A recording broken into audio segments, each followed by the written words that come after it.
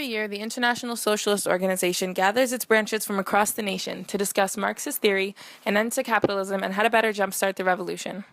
Through different organizing campaigns, Orange Inc. linked up with the Western Mass ISO branch, who invited us to come to the conference. On Wednesday, June 25th, we left Massachusetts to head to Chicago for Socialism 2014, to learn what the socialists had to say about revolution, and to see Chicago, birthplace of the Haymarket Uprising, Union Central, and hometown of Kanye West. June 26th, after a 20-hour drive, we arrived at the Crowne Plaza Hotel in Rosemont, Illinois, where we got registered and went off to our first workshops.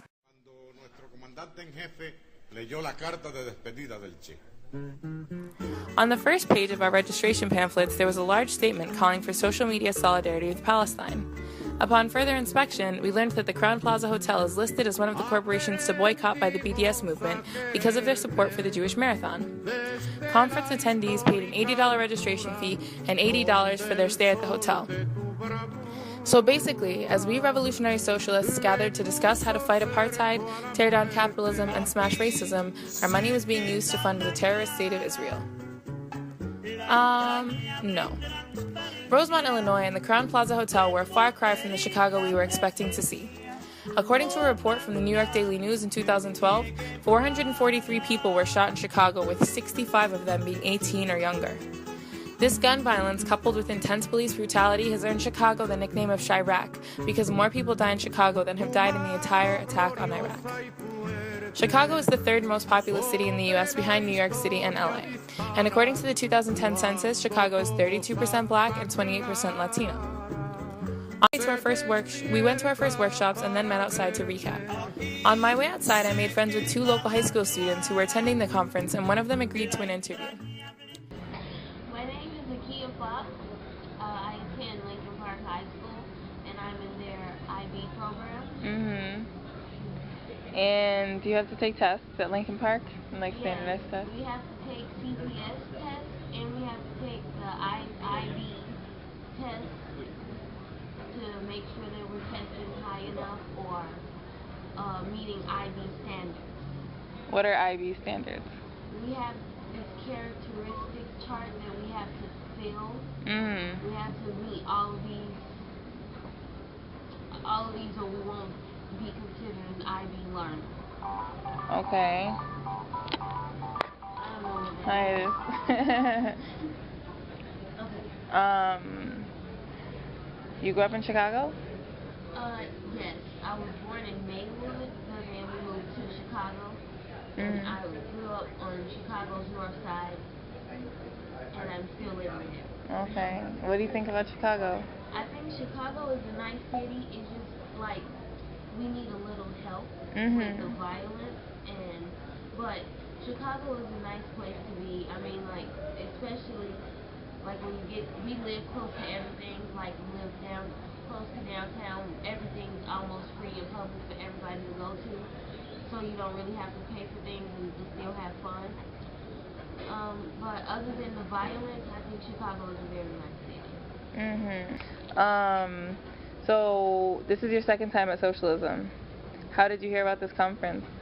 Well, my mother is like, I don't know, she works with this whole organization type thing, and before she didn't know anything about this until like the school closure started, and we were fighting to keep my elementary school open, and other organizations that help try to fight for the schools to stay open, all the schools that were being closed. Then people started inviting my mom to things because they felt that she knew what she was talking about, and she knew how she felt. And then I think it was Erica Clark, maybe, I don't know exactly, but she told my mom about this, and then they bought our hotel rooms and everything free for us. So good. Yeah, so we can, and they told we got the whole ride here. Like, we got it all 4 days, I think. Do you think it would make sense if this was held like at the school they were trying to close, or in Chicago? Do you think it would be like? I think it would benefit more people, because some people can't afford to come all the way out here, and I think it would be especially more beneficial if it was free. Yeah. Or at least not as much, like for the full ride to go to all the conference. social thingy.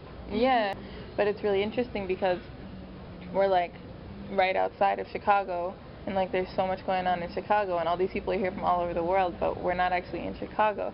We could be meeting like at one of the schools and like talking to people. I mean, the way people talk about Chicago is, I don't think it's true, because they don't live here. They only see what's on the news, and the news doesn't show and explain everything that's going on. Because I live over in Old Town, so Cabrini Green was a place where all African Americans live. So there's a lot of gang violence, and then they start shutting that down, and they moved all the African Americans to the south side. So now it's worse there, and there's more gang violence. So they're not putting us in places where Caucasian people live.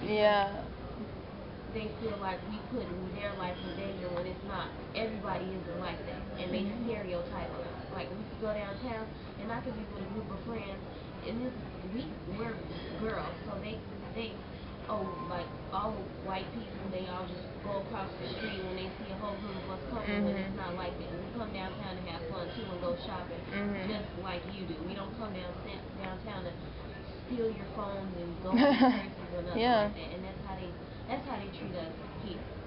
But I mean, Chicago is a nice city, and I believe if we can do something about stopping the gang violence and the way the police treat us in Chicago, maybe if we can fix that. Those are the major issues right now, and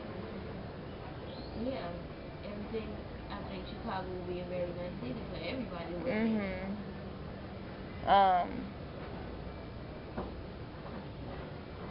Do you think the police make gang violence worse or better? I think they make it worse. They like can't.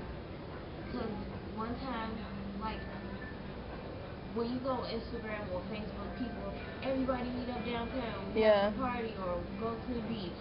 We all go to the beach. I mean, I know it's a lot of us, so we all walk in, and then the police start to push us at the beach. So everybody go all the way from the beach to downtown, so we all walking. Some of the policemen, they telling us that we can't go certain places. And I told the policeman, I said, I don't live off of the red line. I can't go home on the red line. You're sending me the wrong way. And I'm telling him, like, I have to go around the corner, literally. I don't live out south, like, just because I'm black. I do not live out south. And he's like, well, go back to the Greens where they accept you. And I'm just like, really? And he was just like, go, you guys do live. Well, technically I could take the red line, but it's closer if I just walk to my house. And he was just like, go get on, all of you guys get on the red line right now. And they was pushing us. They were grabbing people, arresting them, wrestling them to the floor when it wasn't even called for. I mean, like, I know everybody was having fun, hopping around. Everybody does that when they're around a group of friends and they have fun. Nobody is actually doing stuff to hurt anybody. They just grabbing boys, throwing them against the wall, arresting them. It was just crazy that day when y'all went. But Chicago is nice. Akia, thank you for taking time to do the interview. Do you have anything else you want to tell people in Massachusetts about Chicago? You guys should come to Chicago and come downtown. It's really fun. And then go to the beach. Go to Navy Pier. It's fun there too. So, those are some sites you can go see. Thank you. In the last year, 50 schools have been shut down in Chicago, with 21 new charter schools popping up. Lack of education and an increase in gang and gun violence have a direct correlation. If there's no education, consistent racial profiling by police, and no sustainable jobs, what are people left to do?